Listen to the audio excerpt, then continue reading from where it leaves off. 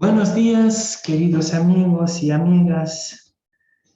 Todavía estamos en este pequeño paseo que les proponía desde la semana anterior. Un paseo así al azar, libre, en el jardín, en el parque de lo humano y de lo divino. La semana pasada les invitaba a contemplar la humildad, el tema de la humildad, las flores sencillas, humildes del mundo que nos rodea. Esta semana, esta vez, quisiera ir a captar el perfume de la bondad, de la bondad, con la certeza que hay que recuperar en nuestras vidas personales, comunitarias, sociales, este sabor propio, este perfume irreemplazable de la bondad. Porque indudablemente vivimos en un tiempo totalmente insensato, un mundo sin razón, un mundo prácticamente inhumano en muchísimos de sus aspectos. ¿Y cómo recuperar lo humano? ¿Cómo salir de la insensatez del mundo, como muchas veces lo dicen los salmos, si no es a través de la bondad? Al mirar lo que acontece a nuestro alrededor, nos preguntamos, como el salmista, lo que queda del ser humano. No queda ni uno solo, dice el Salmo. ¿Será que no somos más que fieras? Unas fieras más sofisticadas que las otras. Y quizás por eso esto mismo más crueles que todas las fieras, porque las fieras no son crueles, sino en situación de amenaza y de riesgo. Pero esta fiera domesticada, sofisticada, que es el ser humano, es muchas veces cruel gratuitamente o incluso sistemáticamente. Pareciera en la actual coyuntura tan dramática para tantos y tantas de nuestros hermanos, pareciera que el mundo está dividido entre verdugos y víctimas, o por lo menos entre asaltantes y víctimas. O te pones del lado de los asaltantes o te quedas del lado de las víctimas. Y que en este contexto solo funcionaría la mentira, la corrupción, la venganza, la revancha. ¿Será que la honestidad, la modestia, la solidaridad ya fueron y que son como rezagos de gente fuera de onda? En paradoja, en contraste, quizás proféticamente diríamos en lenguaje bíblico, les invito, nos invito, me invito a mí mismo a otro paseo, un paseo por el campo, dejándonos acariciar por un aire fresco, un aire diferente, más puro, más fresco, más silencioso interiormente. Porque este mundo de fieras crueles ya nos han quitado la paz, nos han quitado el silencio interior, y creo que es urgente salir al aire puro y fresco de este silencio interior, donde podamos ir al encuentro de la bondad. Más allá de la improbable justicia, porque, por ejemplo, en América Latina estamos hablando de justicia de triunfo de la justicia desde 50, 60 años, quizá mucho más si pensamos en los libertadores. Hablamos de justicia y el tema de la justicia, de la justicia sigue siendo la bandera a la que rendimos culto todos, pero en el fondo la justicia es un espejismo pareciera, y que más allá de la justicia debe haber algo. Este dilema entre justicia y algo más, algo que permita que la justicia llegue, fue ya el dilema de Dios desde el comienzo de la Biblia. Acuérdense de Dios en el momento del diluvio, en un primer momento frente a la maldad, a la crueldad del mundo, a lo que estamos presenciando hoy. Dios decide, dice el mito, destruirlo todo. Empieza con una lógica de justicia distributiva, pero excluyente, exclusiva. Solo la justicia. Y la experiencia que tenemos es que solo la justicia no logra sus objetivos. La justicia sola no parece lograr sus objetivos. Y por eso, en el momento en que termina el diluvio, Dios va a ir más allá de la simple justicia distributiva, del castigo, en otras palabras, de la sanción del mal y de la crueldad, y va a proponer algo incondicional, que es el famoso arco iris después del diluvio. Y este arco iris les invito a entenderlo, comprenderlo como la pura bondad. Más allá de la justicia está la bondad. Y la justicia sin la bondad es inútil, no funciona.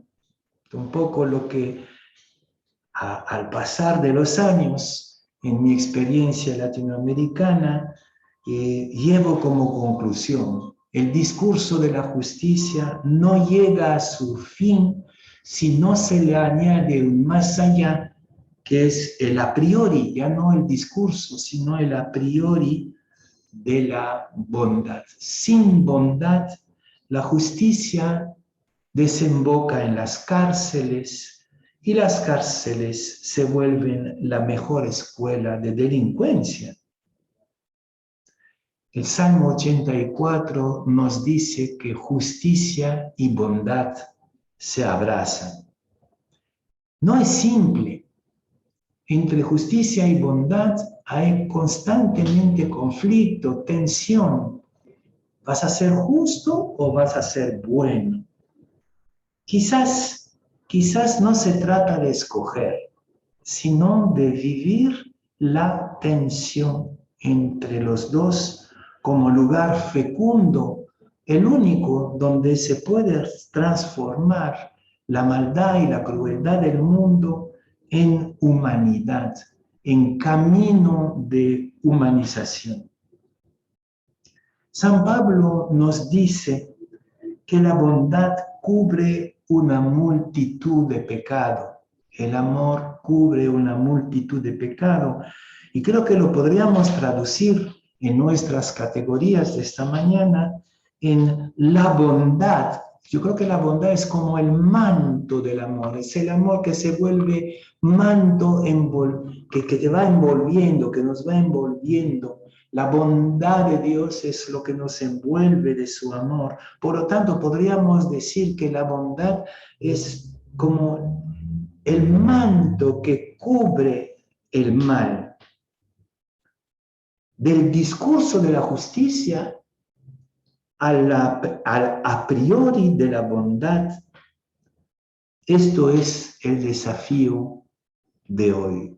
Me parece que si no entramos en esta conversión todos juntos del a priori de la bondad, vamos a ir de mal en peor en una sociedad que parece haber retrocedido. en muchos aspectos a una situación de barbarie.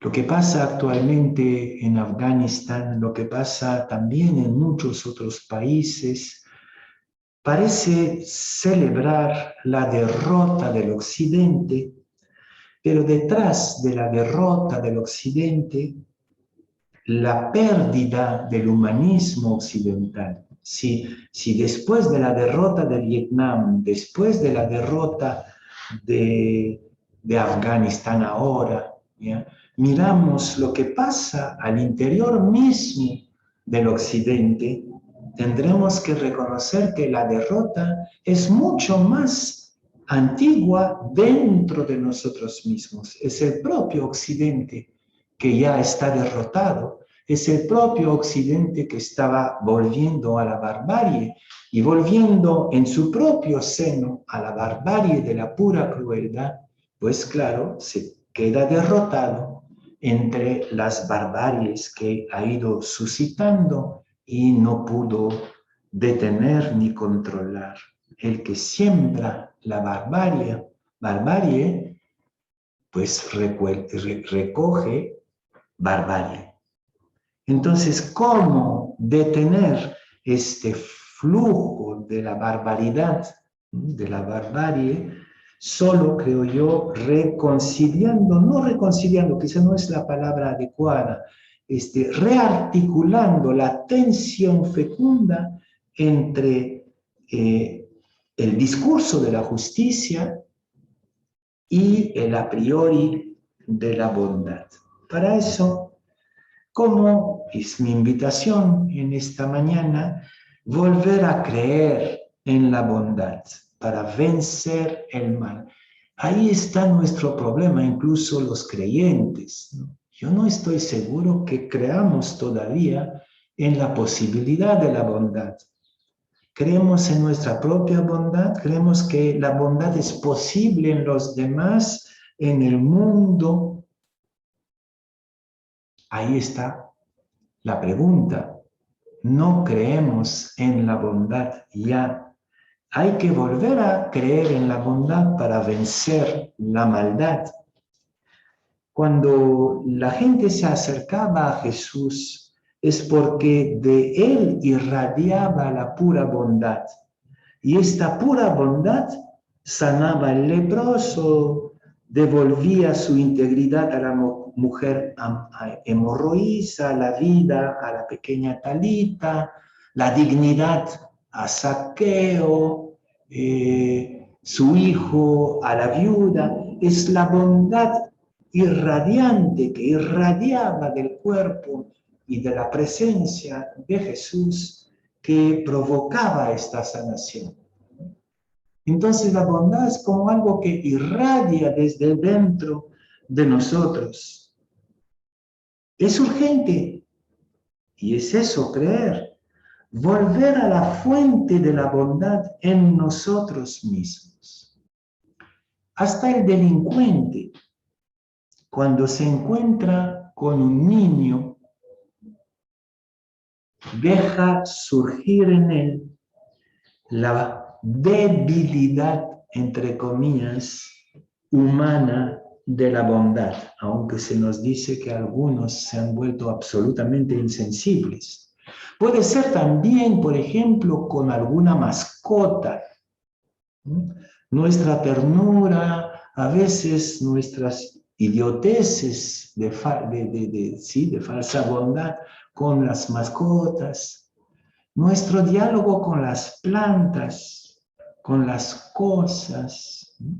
Creo que ahí hay rezagos, restos de bondad que están durmiendo, esperando su momento de salvación. El primer capítulo del libro de la sabiduría, lo cito muchas veces, afirma de manera un poco absurda que Dios no hizo nada malo. Eso sí no es absurdo, pero que no hay nada malo en el universo, que todo es bueno, que todo es vida, que no hay muerte, Eso mismo es el a priori de la bondad. Cuando el autor de la sabiduría dice eso, sabe perfectamente que hay un montón de cosas malas en el mundo. Además, si leemos el resto del libro de la sabiduría, vemos que él trabaja las contradicciones humanas, los sufrimientos, los dramas y las tragedias. Pero parte de un a priori. No debe haber nada malo en el mundo. Es eso la priori de la bondad, ¿no? ¿Cómo desentrañar esta afirmación aparentemente absurda? No hay nada malo en el universo. Somos nosotros, sugiere el libro de la sabiduría, somos nosotros que hemos tapado la bondad, esta fuente, este manantial de la bondad que está en cada uno de nosotros y que está en el mundo entero, le hemos tapado con la piedra de la violencia, desatando la agresividad general de la creación. Pero según la sabiduría, que es un poco loco lo que está diciendo la sabiduría, pero esta violencia, esta agresividad de la creación no le es natural. Para retomar un lenguaje de Jesús, diríamos, no era así en el comienzo. La agresividad ha sido provocada. La posibilidad de la agresividad está en cada uno de nosotros, pero está provocada por la violencia, que es esta piedra tan pesada que tapa la fuente, el manantial de la bondad. ¿Por qué no volver a ser catadores de las vetas de la bondad? ¿Cómo volver a encontrar estas fuentes secretas escondidas en lo profundo, en el mundo, en los demás, en nosotros? Partir al encuentro de la bondad escondida en el otro, detrás de todo lo que parece negar su bondad. Ser catadores del hilo, de la veta, del manantial de lo bueno en el universo y en cada cosa. Por eso les invito a salir al aire puro, fresco, dejarse acariciar por la bondad del jardín del mundo. Todo lo que hizo Dios es bueno, bueno, bueno. Dios vio que era bueno, incluso que era muy bueno. En el comienzo todo era bueno, dice el libro del Génesis. Quiere decir que en sí todo es bueno.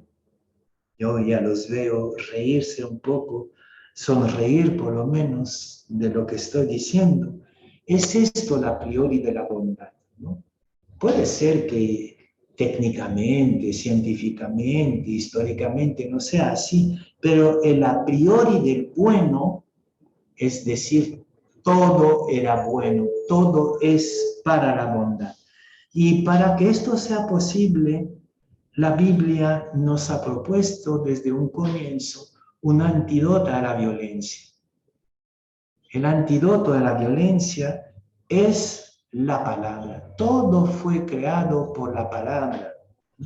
La palabra es la bondad entre nosotros. Es eso la palabra, ¿no?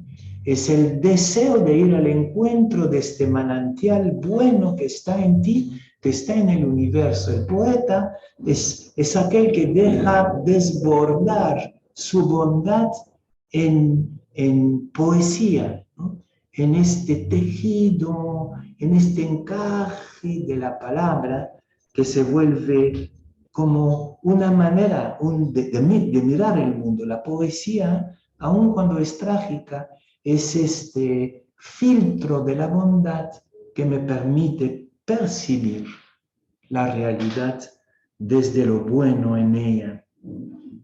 La palabra es como este paseo de aguas que tenemos aquí en Lima, que es un lugar muy, muy precioso, ¿no?